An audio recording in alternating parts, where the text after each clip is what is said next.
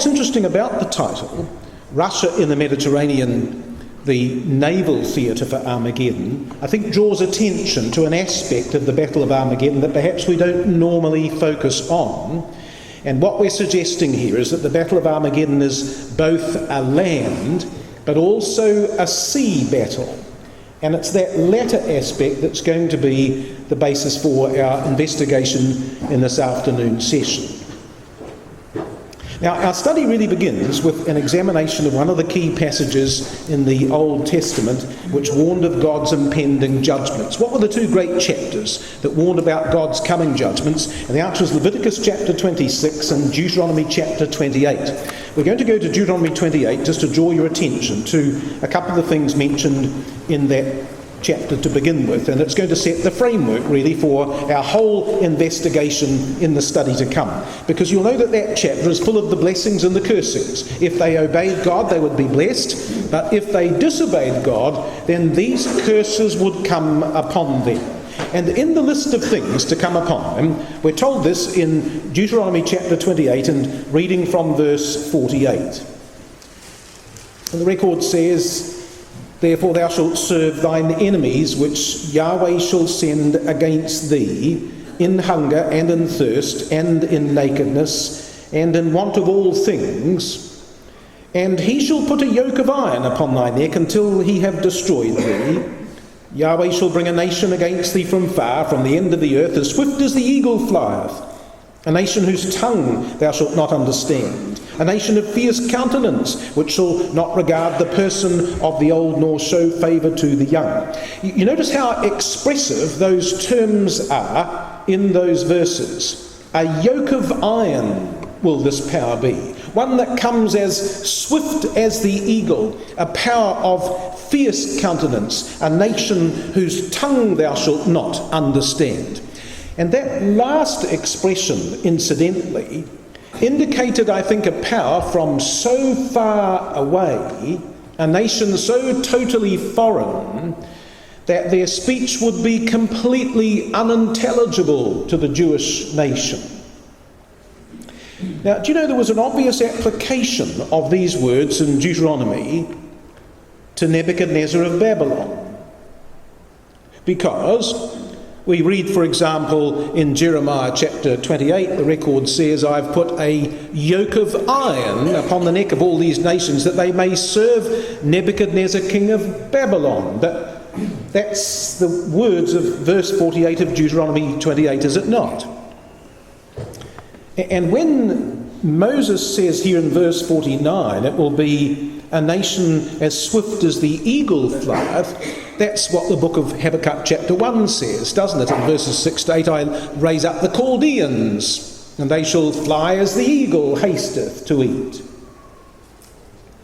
Likewise, when Moses says here that they will have a tongue which thou shalt not understand, Jeremiah chapter 5 and verse 15 says, "Lo, I will bring a nation upon you from far, a nation whose language thou knowest not, neither understandest thou what they say." That's a reference to the power of Babylon in Jeremiah chapter 5. And when it says in verse 50 here of Deuteronomy that it will be a nation of fierce countenance which shall not regard the person of the old nor show favour to the young, well, that was really fulfilled by the Babylonians, wasn't it, in the 2nd of Chronicles 36, when it says that he brought upon them the king of the Chaldees, who slew their young men with the sword in the house of their sanctuary, and had no compassion upon young man or maiden, old man, or him that stooped for age. He gave them all into his hand. So you see, really, the key terms of the prophecy were all outworked in Nebuchadnezzar, king of Babylon. Well, almost, but not quite.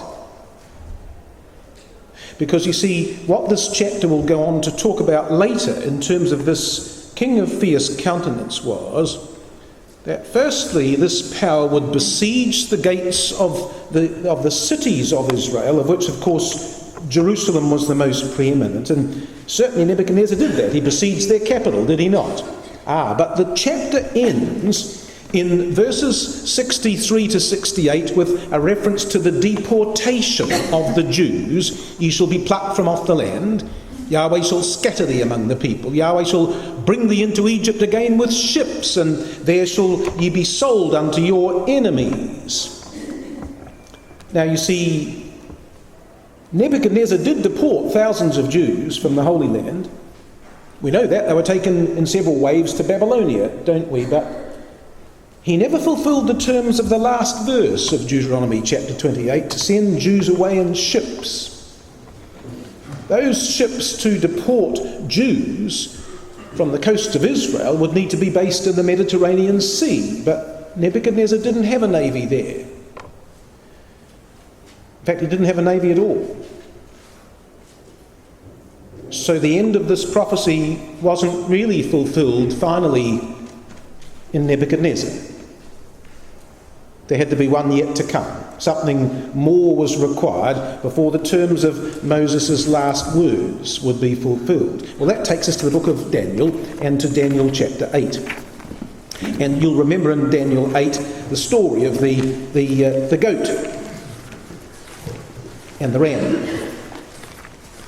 And we're told this in Daniel chapter 8. It says, I might just pick up a little bit later than I intended, just to again save a little bit of time. Perhaps if we come to verse 20, the record there in Daniel 8 says, the ram which thou sawest, having 2 horns, are the kings of Media and Persia, and the rough goats the king of Grecia. And the horn that is between his eyes is the first king. So what we've got here is the story, of course, of the controversy between Media and Persia and the king of Grecia who came. And we're told, are we not, in verse 22, that first king being broken, 4 stood up for it. And of course, we've got a reference here, haven't we, brothers and sisters, to the 4 generals of Alexander who succeeded to his empire, consequent upon the death of Alexander. And so specifically what it says is that 4 stood up. And they were, of course, Lysimachus, who held Thrace and Asia Minor, Cassander, who held Macedonia and Greece, Ptolemy, who held Egypt and Phoenicia, and Seleucus, who held Syria and Babylonia. But out of one of those 4 generals, out of the territory of one of those 4 generals, Lysimachus, the Roman power would ultimately be seen. And that was the one who was going to wax towards the control of the Holy Land, as mentioned earlier in this chapter. And now verse 23 says, and in the latter time of their kingdom, which relates to the appearance of the Roman power, as Rotherham says, when transgressions have filled up their measure, there will come a king of fierce countenance and understanding dark sentences. But you see, that phrase, a king of fierce countenance, is obviously an echo of the words of Deuteronomy chapter 28, are they not? A nation of fierce countenance will come against thee. So here's the promise of a king to come who will be a fulfillment again of the spirit of that curse to come in Deuteronomy chapter 28. Well, it was going to be the Romans, brothers and sisters, according to Daniel chapter 8. But if the Romans are introduced in Daniel 8 as a king of fierce countenance, come and see how the Romans are introduced in Daniel chapter 11, which really talks historically about the same period of time. It's in the time of the Ptolemies and the Seleucids, when the Roman power came to prominence. But in Daniel 11, it describes it a little differently. Now, there's some history here, by the way. We're going to come to Daniel chapter 11 halfway through the chapter, but there was some history here because, you see, Antiochus Epiphanes, one of the Seleucid kings, invaded Egypt with a naval force. He was going to advance his interests westward. But as he came westward along the African coast, he was finally stopped by the Romans who were advancing eastward. And there they clashed in the Mediterranean because there was a battle for prominence. And it was partly a naval battle. Well, here's the entrance of the Romans in Daniel chapter 11, verse 30 it says. This is the moment when the Romans came into conflict with the Seleucids. And Daniel 11 verse 30 said, for the ships of Kittim shall come against him. Therefore he shall be grieved and return and have indignation against the holy covenant. Now that ships of Kittim in Daniel 11 verse 30 is a reference to the Roman navy, who sent an ambassador from the Roman Senate to stop Antiochus in his tracks in Egypt. In fact, what had happened was Antiochus got there, he was about to take Alexandria, and suddenly part of the Roman navy turned up right on the beach, and out stepped a very elderly gentleman. He was a consul from the Roman Senate. His name was Gaius Popilius Lanus, and he stood on the beach and he said to Antiochus Epiphanes, "It is not the wish of the Roman Senate that you proceed any further. You must withdraw." And Antiochus Epiphanes said that he would think about the matter. And Gaius, to encourage him in his thoughts, took a stick on which he leaned, because he was an elderly man, and he drew a circle around Antiochus Epiphanes in the sand on the beach. And he said, "You will give me your answer before you step outside the circle." And Antiochus could not face the might of the Romans, and so he withdrew. Now, how significant in Daniel chapter 11 that the appearance of the Romans in history, as far as Daniel 11 is concerned, is signified by the arrival of their navy, you see. Their navy. The dramatic meeting on the beach. There was going to be another king of fierce countenance who would arrive in the form of the Roman power. And so that fulfillment of Deuteronomy 28 was seen in both the sacking of Jerusalem by Flavius Titus in AD 70 and by the crushing of the Bar Kokhba revolution by Aelius Hadrianus in AD 132 to 135. The Romans became the king of fierce countenance, you see. Now, let me just show you one of those. I'm just going to take Aelius Hadrianus, and for a reason that shall become plain soon enough in our story this afternoon.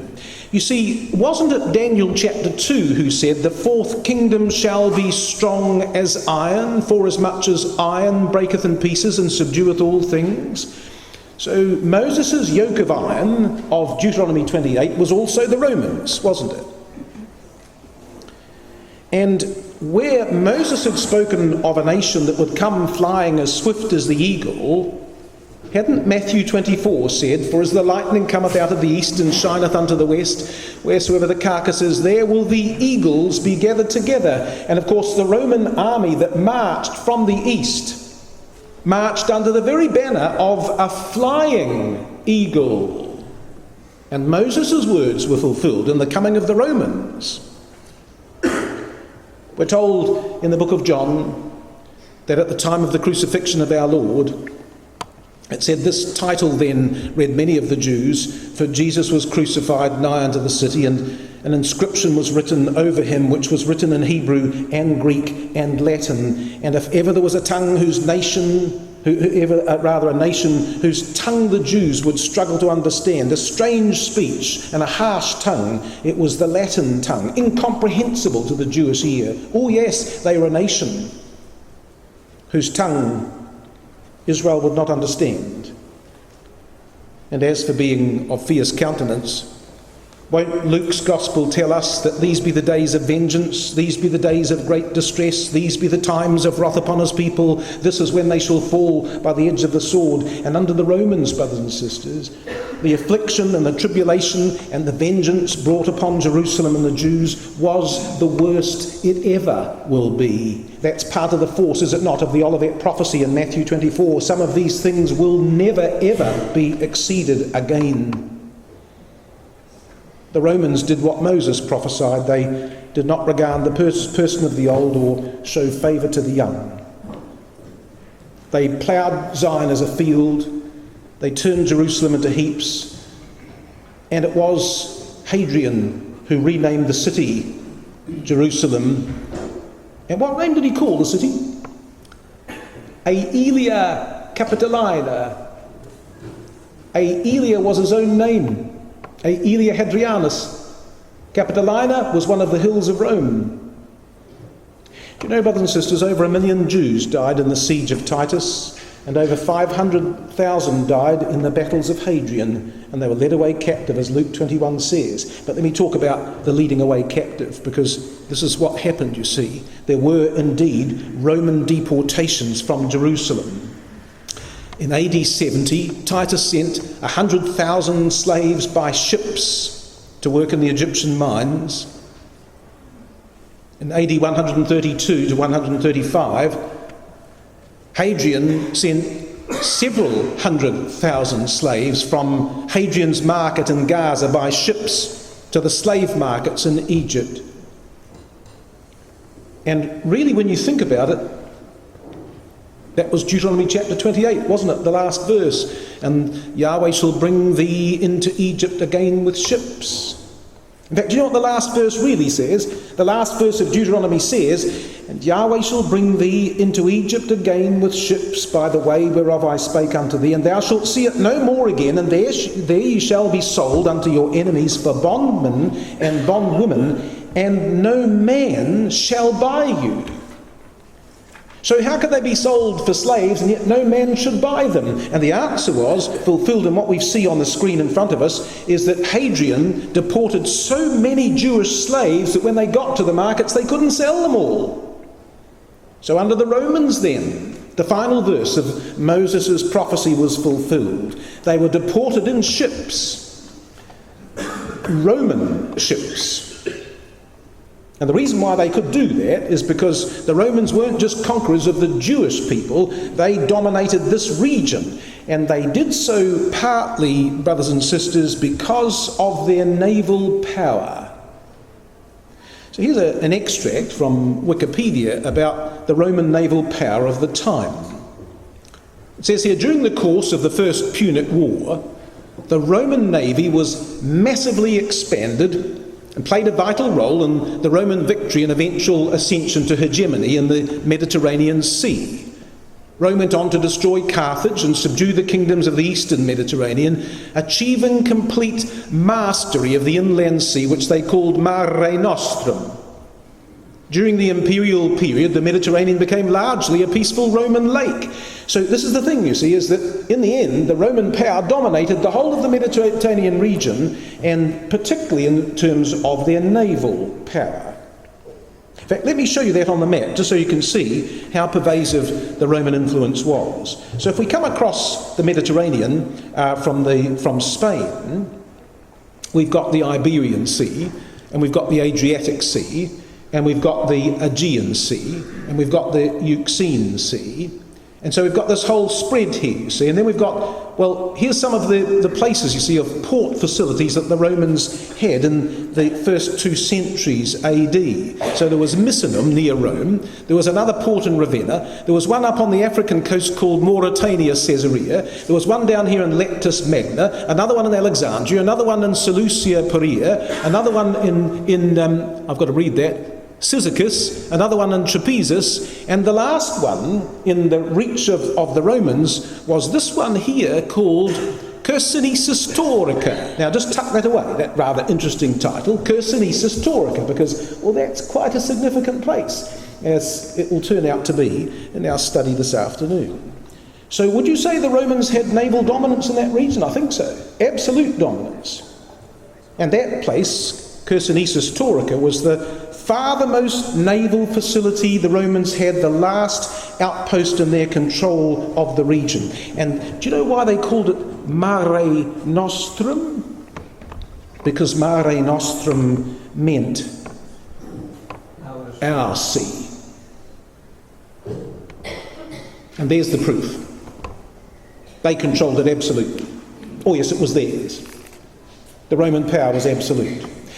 Now, why that's all interesting, brothers and sisters, is because that can't be the fulfilment. That can't be the final fulfilment of the king of fierce countenance of of Daniel chapter 8, because Daniel 8 tells us it can't be. Come and have a look. In Daniel chapter 8, it's absolutely clear that however the Romans might have fulfilled the terms of Deuteronomy 28, they can't be the last part of the story either, can they? Because, firstly, you'll notice that Daniel 8 verse 17 says, "So he came near where I stood, and when he came I was afraid, and fell upon my face. But he said unto me, Understand, O son of man, for at the time of the end shall be the vision." Or as the New King James Version says, the vision refers to the time of the end. So the king of fierce countenance has got to go long beyond the Romans.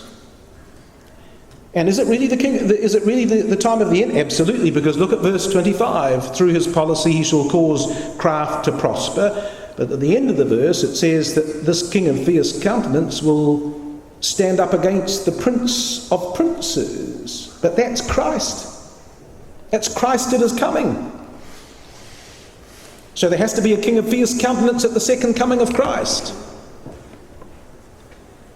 Well, that takes us to Ezekiel 38, because Ezekiel will describe for us the last battle against Israel, and he's going to name the king of fierce countenance, isn't he, that will accomplish that battle. Ezekiel 38, and since I know that you will all have a reasonable grasp of this rather obscure prophecy, I'm just going to draw your attention to one interesting piece of information about Ezekiel 38, which we all know so well.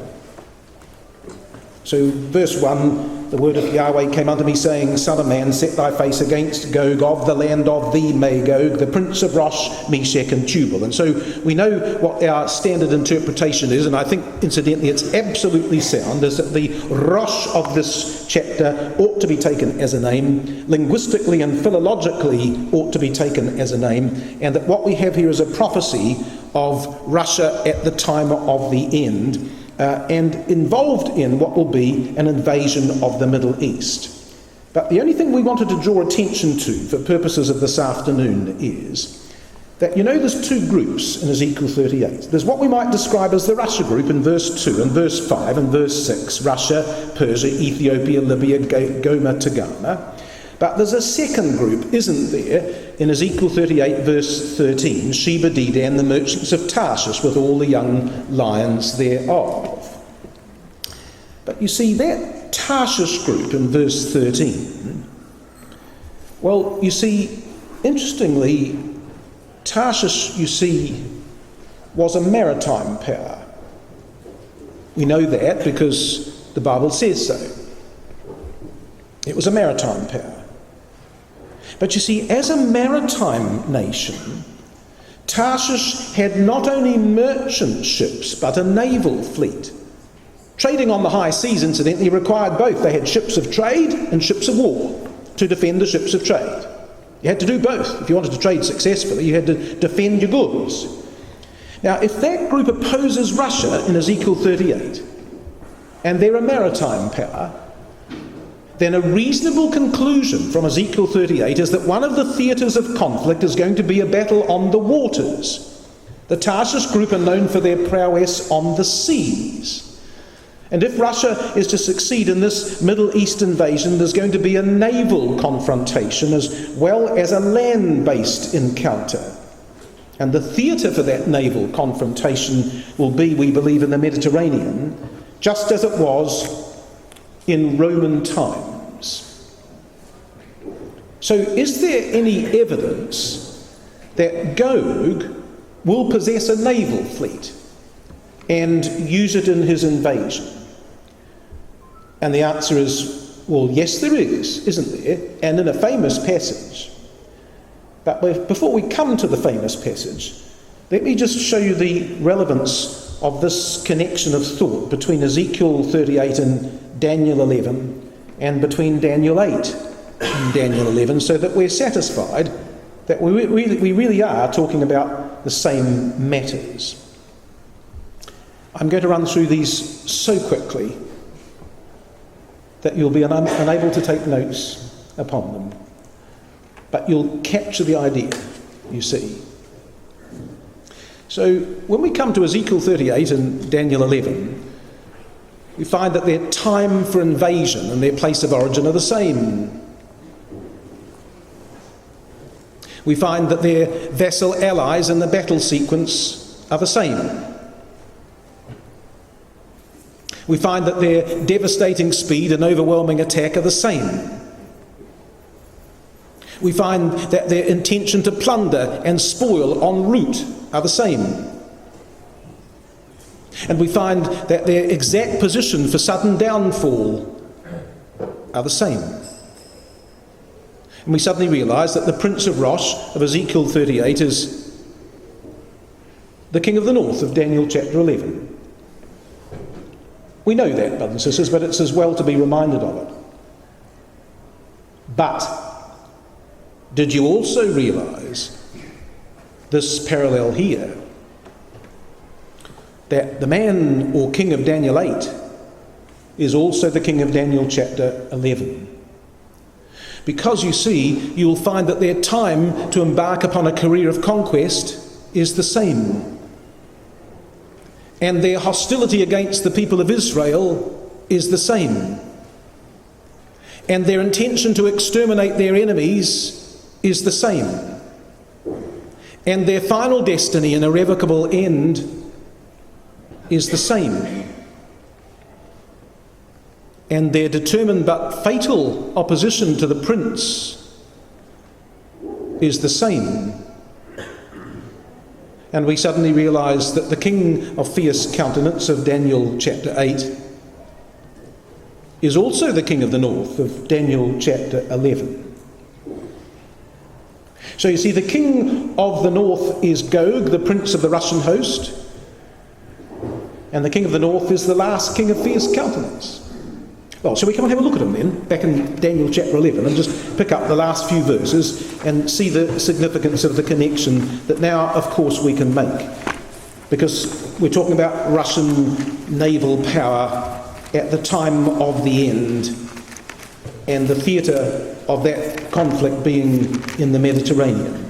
So in Daniel chapter 11, we know these famous words in Daniel chapter 11 verse 40, at the time of the end shall the king of the south push at him, and the king of the north shall come against him like a whirlwind, with chariots and with horsemen and with many ships, and he shall enter into the countries and shall overflow and pass over. So this king of the north is the last king of fierce countenance, the prince of Russia. But I draw again to your attention that there are three destinations mentioned in the Middle East invasion by the king of the north.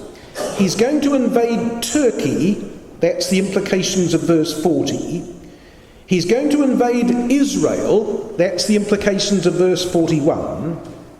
And he's going to invade Egypt, that's the intention of verse 42. And I think he's going to use his navy for all three stages. This is not just a land mission. Russia will access her targets by sea as well, and the Mediterranean will be the theatre for that naval conflict. Now just notice what the record says in that 40th verse. It says that when he comes with chariots and with horsemen and with many ships. Of course, you realise Daniel could have said that he comes with chariots and horsemen. It's a very common expression, that phrase, chariots and horsemen. It's used 35 times in the record, with chariots and horsemen, with chariots and horsemen. But Daniel didn't say with chariots and horsemen, did he? He said with chariots and horsemen and with ships. Do you know, brothers and sisters, this is the only place in Scripture where all three are found together. They are never found anywhere else, chariots and horsemen and ships. Just this once, with the king of the north. Oh, notice something else. He didn't say ships at all, did he? He said many ships. He didn't say many chariots. He didn't say many horsemen. He just said many ships. That's what the prophecy of Daniel says. And the only conclusion that we can reach is that the king of the north will have a very significant naval force, and that he will deploy it in his attack at the time of the end. That's the testimony of the prophecy of Daniel, you see. Now that flies in the face of the reality of Russian naval power in recent times, because after the fall of the USSR, Russian naval power declined absolutely dramatically. If you'd looked at Russian naval power a decade ago or 2 decades ago, you would have said, well, there's no possible way that the prophecy could be fulfilled. Russia hasn't got a naval power. She's got a few creaky old vessels, and there's no way she's going to conquer anything. But you see, the interesting thing is that as Christadelphians, we don't base our beliefs on current economic or political or military circumstances, but what the Scripture requires. And that's one of the things, by the way, about signs of the times nights and current events days, is the last thing we want to do is look at the current events and then find a Scripture to suit. No. We do it the other way round. We establish our biblical framework first, and then we look to see what might or might not be happening in terms of world events. Now, Brother Thomas was an excellent exponent of this, because Brother Thomas wrote of many things where actually the world at the time didn't match up with what he said is going to happen. Brother Thomas says it doesn't matter. That's what the Bible says. If that's what the Bible says, that's what's going to happen. Now, let me show you an astounding example of Brother Thomas's writing with regard to this very matter of the Russian naval power, because I think this is a fascinating extract from exposition of Daniel. So he says this about Daniel 11. He says, "But before this can be accomplished, these words to Daniel must be fulfilled, and the king of the north shall rush on like a tempest against him with chariots and with horsemen and with many ships. And he shall enter into the countries and overwhelm and pass over." So Brother Thomas said that before all these things can happen, this particular verse has got to be brought to fulfillment. And he said he will rush on against him both by land and sea, his force being distinguished by their numerical strength in chariots or artillery, cavalry and ships. The result of this tornado will be a successful one, for he will overwhelm and pass over. See, Brother Thomas read that the king of the north comes with many ships and he will overwhelm. So he says, well, if he overwhelms, then he must be successful. If he's successful, then the naval power is sufficient to accomplish that. It matters not whether it's here right now, but that's what's going to happen, says Brother Thomas. But look at what he then says. This is the interesting bit, brothers and sisters. This is biblical thinking, you see, proper scriptural thinking. So Brother Thomas said this: all the Western European world prophesies the impossibility of the king of the north doing anything with his ships against the combined fleets of the Little Horn's allies. But to overwhelm and to pass over is to prevail. He has only to bide his time and to look out for eventualities. So when Brother Thomas wrote Exposition of Daniel, the power of British shipping, the Allies, was so dominant that he said there's no possible way that the king of the north can come with many ships and accomplish anything at all. But he said, that's what Daniel says. So he says, Russia only has to bide his time and look out for eventualities. I love that expression, brothers and sisters, eventualities. Isn't that a delicious, delightful word? Eventualities. It's what politicians are always looking for. Eventualities. Well, it was a remarkably prescient comment that Brother Thomas made. And I'll tell you why. Because Brother Thomas didn't just say the king of the north will look to spot an eventuality. Brother Thomas says, I can tell you exactly where he will spot the eventuality in order that this very verse might be fulfilled. And you never guess what he said. He said this. He said, complications will doubtless arise in the West which may divert attention from the Euxine. This diversion will be Russia's opportunity. And when seized, the movement of the king of the north will answer to the full force of the prophetic word. What Brother Thomas means is that when Russia comes forth, she will have the many ships required by the prophecy. And what he's really saying is the key to the development of a navy which can control the Mediterranean lies in the Euxine Sea. That's interesting because, because it is. Do you know there are 5 naval operations that Russia has? The Northern Fleet, the Russian Baltic Fleet, the Russian Pacific Fleet, the Caspian Flotilla, and the Russian Black Sea Fleet. But the Black Sea is the only fleet that can possibly develop a naval presence in the Mediterranean. Of course, the Black Sea is the modern name for the Euxine Sea. Brother Thomas says, look out for something in the Black Sea. That's how Daniel 11 verse 40 will be outworked. Wait for an eventuality, he says Russia will. Well, that eventuality described by Brother Thomas occurred, didn't it? Just a few years ago, and Russia seized the moment. The year was 2014, and the world was distracted by the Winter Olympics, and Putin was in Sochi, just south of a little area called the Crimea. Do you know the games finished on the 23rd of February 2014? And while the whole world was looking at the Winter Games, Russia had 6,000 troops moving into the Crimea, and 3 weeks later, on the 17th of March 2014, Crimea was gone, lost to the Russians. While all the world was looking the other way, Russia spotted an eventuality in the Euxine Sea and took their chance, you see. Isn't that interesting? In fact, I'll just pull you back to a slightly larger map, you see. So here it is. So she took control of that whole region. She brought troops across from here, from Russia, straight across into the Crimea, and within 3 weeks, Crimea had been annexed. And one of the really interesting things is that what that did, amongst other things, was it brought back into Russian control the port facility of Sevastopol, which they had been leasing from Ukraine. You know what the Russians paid to lease that single port from the Ukraine? $100 million a year to lease that one port. And they did it on the basis that the Ukraine government had to authorise every single thing that the Russians would bring into Sevastopol, down to the last cartridge or shell. And suddenly, the Russians owned it. No 100 million payment anymore. And it gave them control of the passage through to the Sea of Azov and back into Russia itself. Now that was a dramatic development, you see, brothers and sisters. Oh, and just notice one thing. Sevastopol.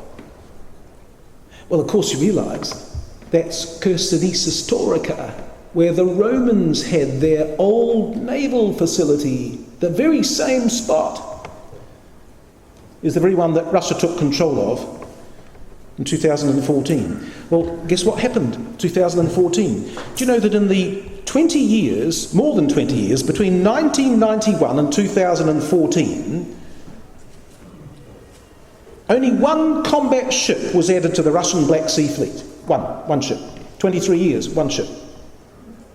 The moment they took the Crimea, 2014, since 2014, it says the fleet has received 6 new Project 636 submarines, 3 Admiral Grigorovich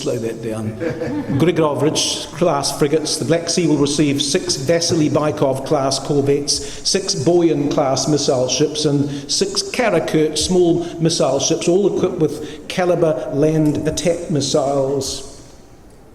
Suddenly the Black Sea Fleet is growing at a rapid rate, all since the taking of Crimea. Those last ones, by the way, these little missile ships called Karakurt. That name in the Russian is named after a species of black widow spider whose bite is lethal. The reason why they called those missile ships Karakurts or Black Widows is because of this. They've got Caliber missile systems on them that have a range and a precision so powerful that they could destroy every single European NATO asset and military installation off those little boats. And Russia seized your opportunity. It's happened in our time, brothers and sisters, just back a few years, you see. Remarkable, really. And have a look at the map and see whether this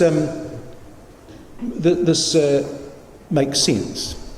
The focus, they said, in this particular report, which was 2018, is that the Black Sea Fleet will assume the role of primary supplier of ships to the Russian Mediterranean squadron. Well, of course it will, brothers and sisters. It's the only place they can do it from, which was why that annexation of Crimea was so significant.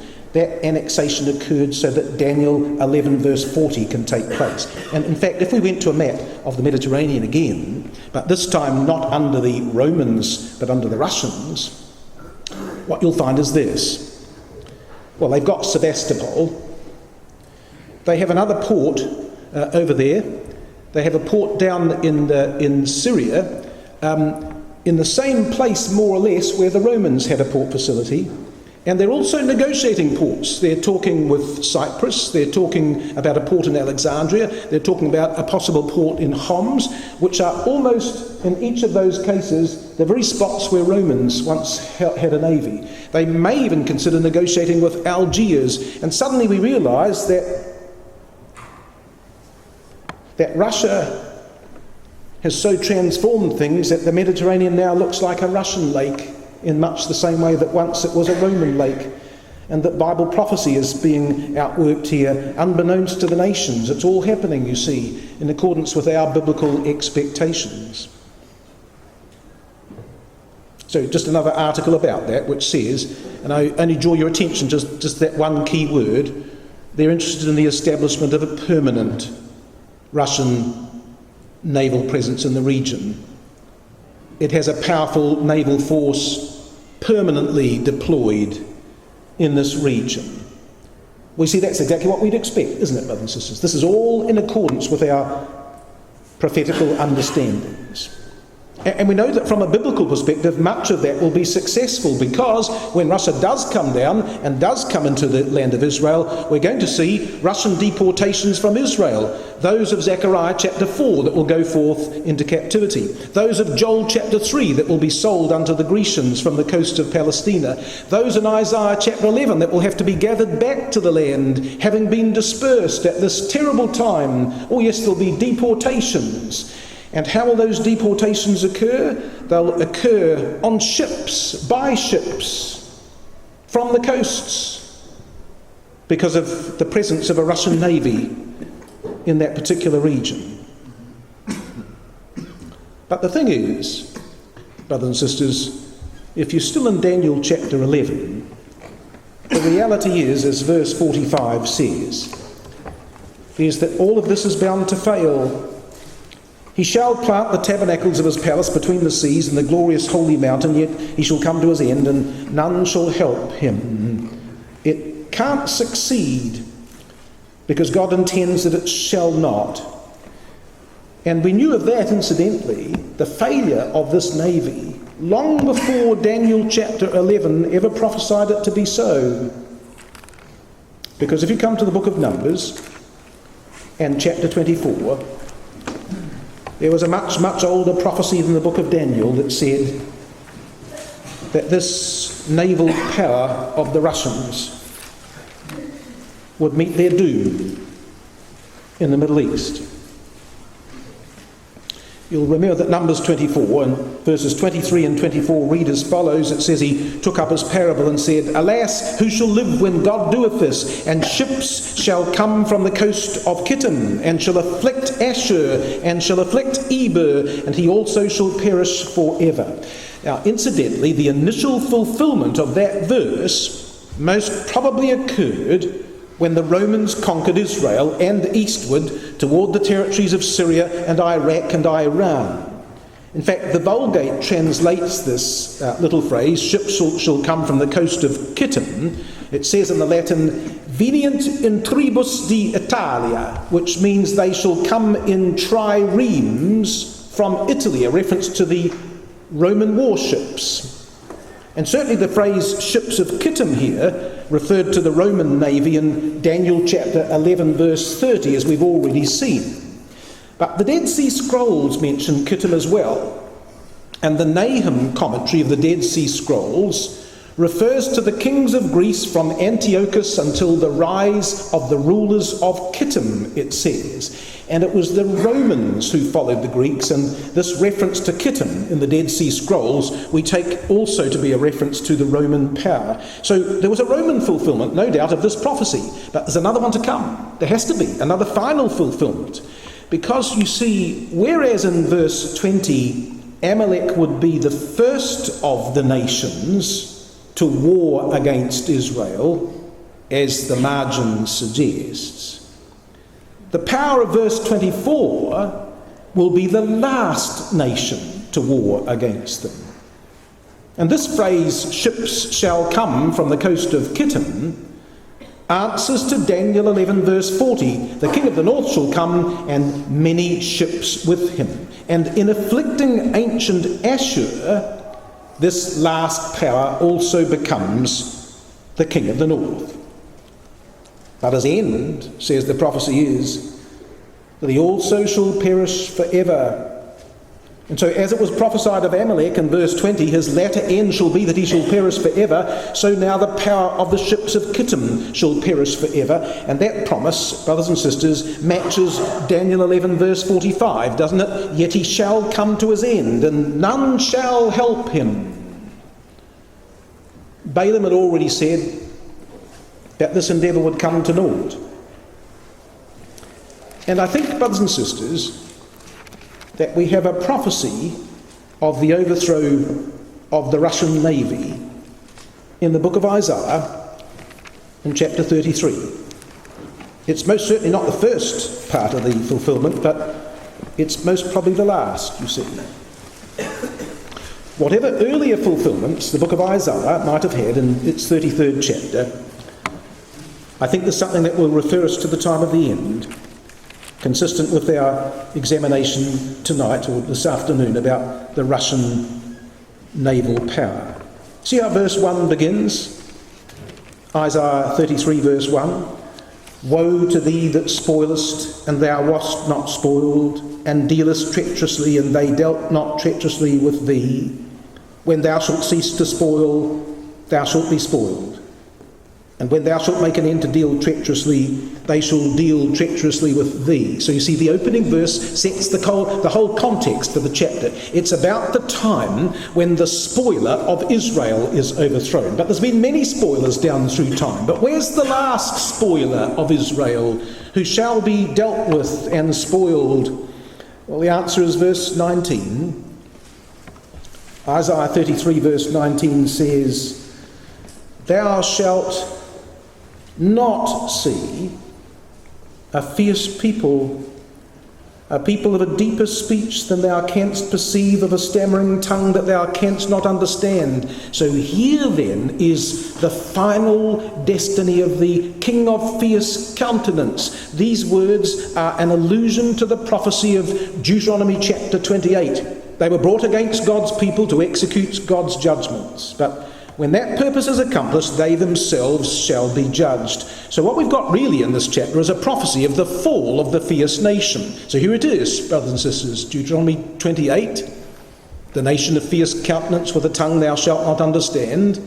Daniel 8, a king of fierce countenance and understanding dark sentences. And now Isaiah 33, a fierce people thou shalt not see, a people of too deep a lip to understand, of too barbarous a tongue to comprehend.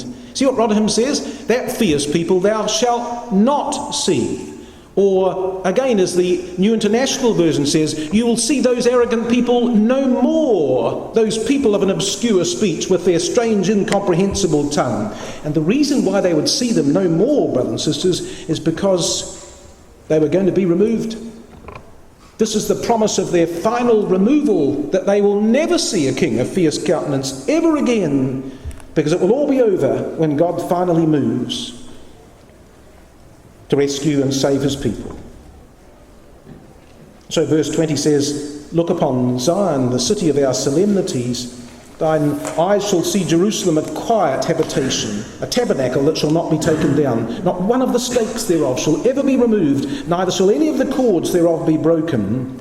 But there the glorious Yahweh will be unto us a place of broad rivers and streams, wherein shall no galley with oars, neither shall gallant ship pass by. So the interesting thing is that the overthrow of the adversary and the spoiling of the spoiler in this chapter is not couched in military terms, but in naval ones.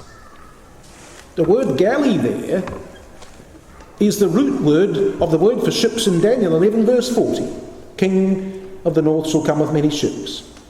And the word ships there in verse 21 is the same word for ships in Numbers 24 verse 24 and Daniel chapter 11 verse 30. This is a promise that the final naval power of the king of fierce countenance will be overthrown by Almighty God. For the Lord is our judge, the Lord is our lawgiver, the Lord is our king, says verse 22. He will save us. And in doing so, verse 23 says, thy tacklings are loosed. They could not well strengthen the mast. They could not spread the sail. Then is the prey of a great spoil divided, and the lame take the prey. So here is the breaking of the naval power of the spoiler. You see that word sail in verse 23? It's the same word translated ensign in Isaiah 11 verse 12. It doesn't just mean a sail, it can also mean a flag. It's like the sail of a ship. An ensign flag that flies on a boat. You'd never guess what the ensign of the Russian Navy is, would you? The last one to be removed. When all of this is overthrown in the providence of God. That's the Russian naval flag. The last fierce king who comes from afar with a tongue too deep to understand, and who flies as swift as the eagle, will be gone. And then is the prey of a great spoil divided, and the lame shall take the prey. This is when the spoiler is spoiled, and God will move to save his people and exalt the nation of Israel to their proper place, to become the focal point of all the world. We've always said, haven't we, brothers and sisters, that the Bible has tomorrow's news today. But how privileged we are to read such newspapers ahead of their time. See, as Bible students, we're not surprised at these naval developments in the Mediterranean. We expected them. But what they teach is that the advent of Christ and the establishment of the kingdom are close and they are certain. That God has all things under his control and that these events are moving swiftly towards their conclusion. We can have confidence, brothers and sisters, that what God has promised, he not only can, but he will most certainly perform. And as verse 20 envisages it, brothers and sisters, the promise is that there will be a kingdom centred in Israel with its capital centred in Jerusalem. And we can believe that all of this will take place, brothers and sisters. And the king of fierce countenance will forever be gone, and the curses against Israel will be lifted, that there might be only blessing to come. How thankful we are for the more sure word of prophecy, and for a time when Christ shall come and have dominion from sea to sea.